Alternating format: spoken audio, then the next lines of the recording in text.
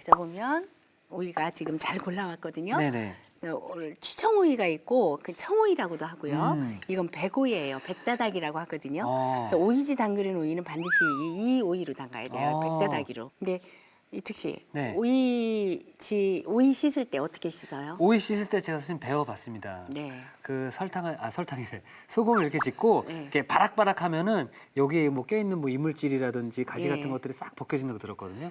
그러면 이제 오이 소박이나 오이지 담글 때 네. 물러요.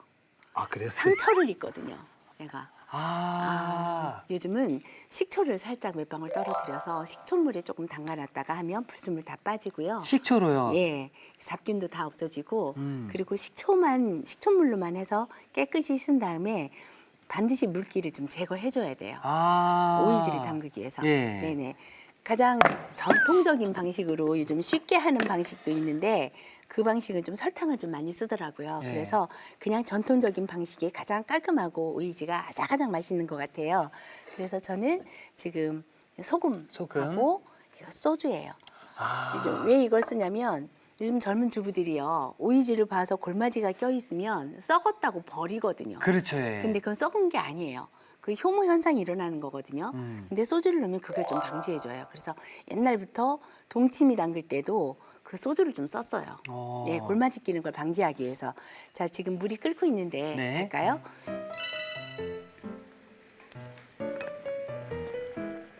자, 여기다 소금을 좀 넣고 더 팔팔 끓여주세요. 소주는 이따가 넣으시면 이따가, 되고요. 자, 이 소금이 이렇게 다 녹을 때까지 팔팔 끓여주세요. 그리고 오이지 담글 때는 물이 팔팔 끓는 상태에서 바로 부어야 되거든요. 그래서 이게 소금이 녹을 동안에 네. 우리는 통에다가 오이지를 담그는데요. 이게 지금 10개예요. 네. 10개여서 이렇게 놓고요. 그다음에 반대 방향으로 이렇게 두면 굵기가 고르게 반대 방향으로 이렇게 놓고요. 그다음에 플라스틱 통에다가 하면 이게 끓는 물이 닿았을 때 환경 호르몬이 배출될 수가 그러겠네요. 있어요. 예. 그래서 삭이나 아니면 그 옹기 그런 그릇에 하는 게 오이지는 맛있게 잘 돼요. 네. 그래서 이렇게 놓고요. 넣고. 자, 이제 다 녹았어요. 그냥 물 끓여 붓는 게 번거롭다고 하시지만 딱 이렇게 바로 하면 그냥 붓네요, 선생님. 예. 그리고 나서 소주만 싹 부어주면 완성이에요. 아. 이렇게 하고 4시간 정도를 그냥 뚜껑이 열린 상태로 그냥 두세요. 아 열린 상태로요. 예, 예. 그러면 사기 그릇에 이게 따뜻해 있기 때문에 서서히 익어가요. 아. 그리고 나서 이게 완전히 식은 다음에 위에다가 좀 이렇게 무거운 걸로 약간 이렇게 눌러주세요. 눌러주고. 반드시 오이지는 물 속에 잠겨 있어야 돼요. 아. 이게 밖으로 이렇게 나와 있으면 그 부분이 물러져 버리거든요. 아. 그래서 소금물에 잠겨 있어야 되고 오이 이 정도 크기의 10개면 소금이 300g에 물 2리터 아. 그리고 소주 1컵이면 딱 가장 간단한 레시피예요. 아 그리고 이 소주가 정말 그 이 오이지의 비법이었던 것 같은데 소금, 물 그리고 소주까지 네. 뭐 종류는 좀 간단한데 네. 좀 맛있게 하려면 이 비율을 좀 잘 지켜줬으면 좋겠네요. 예, 이렇게 해서 한 열흘 정도 밖에 그냥 실온에 놔둬도 상관없어요. 열흘이요. 예. 예, 그 정도는 그냥 살짝하게 익은 다음에 냉장고 들어가도 돼요. 예, 냉장고도 보관해놓고 예. 여름 내에 먹는 그런 반찬이에요. 자 저희가 그래서 미리 숙성된 오이지를 준비를 해봤거든요.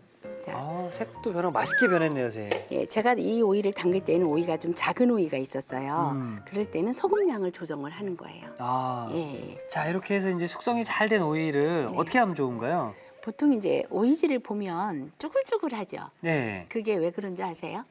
왜 그렇죠? 소금을 너무 많이 넣어서 그래요. 그러니까 옛날에 주부님들이 계량화되지 않고 그냥 이렇게 대충 하다 보니까 너무 짜게 한 거예요. 그래서 오이를 썰은 다음에 다시 물에다가 어떻게 해요? 씻고, 예. 씻어서 예.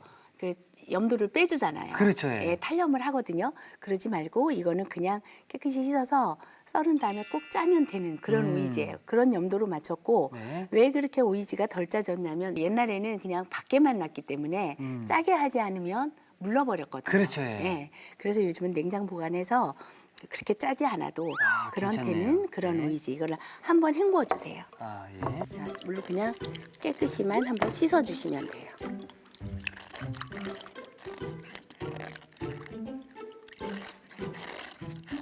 자, 이렇게 깨끗이 씻고. 자, 이걸 송송 썰어서 네. 자, 꼭지 부분하고 요 꼭지 부분을 오이마다 꼭지 부분이 약간 쓴맛이 나는 경우도 있어요. 네. 그래서 이 부분은 잘라주시고요. 이 상태로 그냥 먹어도 맛있나요? 그냥 드셔도 그렇게 많이 깔끔하게 짜지 드실 않을 수 거예요. 있겠네요. 예.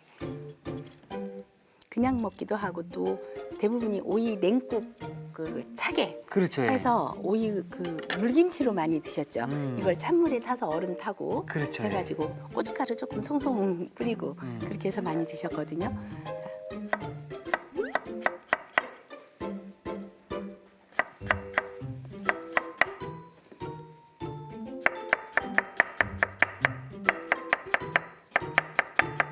다 동글동글하게 그냥 이렇게 썰어 주시기만 하면 면보에 좀 싸주세요.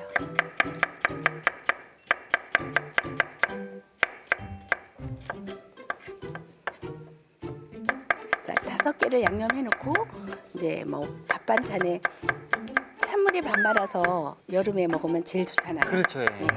그래서 사실 저는 어릴 때 전라도에서 컸는데 전라도에서는 이 오이지를 먹어본 적이 없어요. 아 정말로요? 예, 이게 제가 중학교 때 올라왔는데 예. 서울 경기 지역 한수 이북에서 많이 먹었던 거예요. 아. 그리고 용인 지역까지는 먹었던 것 같아요. 아 전라도 쪽에서는 오이를 안 먹었었어요? 오이지를 안 먹었어요. 오이지를. 예. 저희는 이런 걸 안 먹어봤어요. 그럼 서울 올라오셔서 배운 거예요? 저희 언니가 저 경기 북부 쪽으로 시집을 갔는데 언니 집에 가니까 처음에 이걸 해주더라고요. 근데 여름 내내 형부는 이것만 있으면 돼요. 여기에다 물 말아서 오이지하고 밥 드시고 너무 좋아하셨고요. 근데 오이지 이제 하나면. 제가 김치 공부를 하면서 교합 청사에 보니까 용인 오이지 해서 나와 있는 거예요. 그래서 이게 조선시대부터 가장 전통적인 방식이에요. 역사가 있네요. 네, 역사가 있는 김치예요. 지라는 말 아세요? 지라는 말. 오이지. 예, 파지, 뭐 오이지, 그다음에 생지. 전라도에서는 지라고 해요. 아 지라고 그러나? 이 지는 뭔가요, 선생님? 생지, 익은지, 묵은지, 오이지, 지. 파지, 신건지. 예. 왜냐하면 옛날에 김치라는 말을 전라도에서는 안 썼어요. 아 지라고 했어요? 김치라고 했어요. 김치.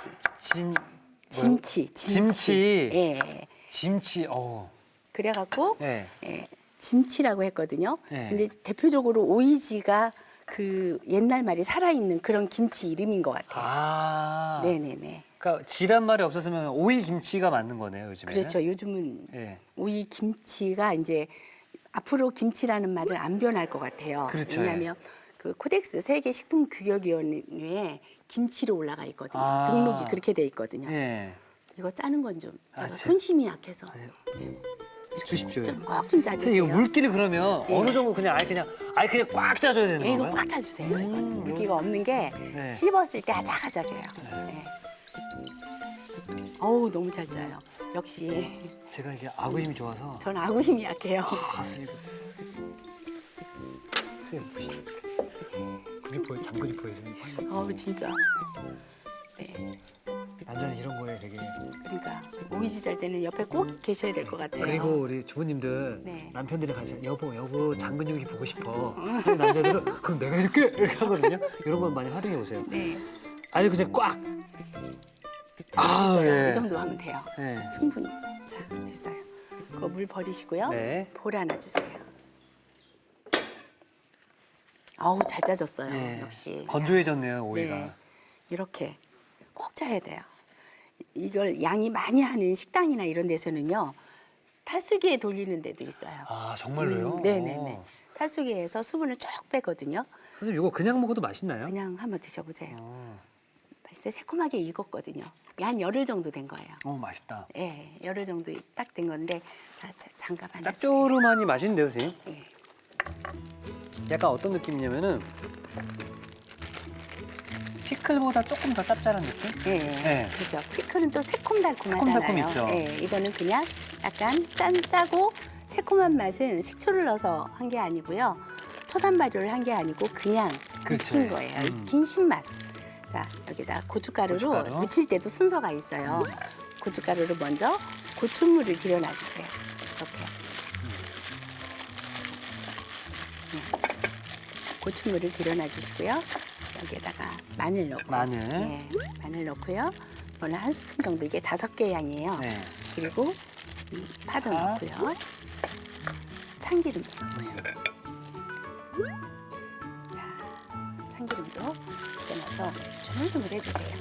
간이 충분히 골고루 양념이 묻을 수 있도록 해주시고요. 자, 여기다 색깔이 이쁘라고 홍고추를 홍고추. 송송 썰었어요. 홍고추 한 개를 송송 썰어서 넣고요. 그리고 통깨로 마무리하시면 돼요. 저는 그 완성 접시를 좀 미리 준비해 놓도록 하겠습니다.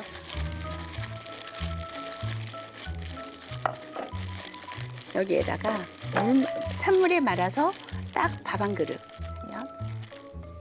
일단 이 오이지 자체에 그 소금 간이 잘 배어 있기 때문에 네. 여기다가 맛만 더하는 양념만 또 잘 해주면 이 오이지 실패할 일이 없겠네요. 아.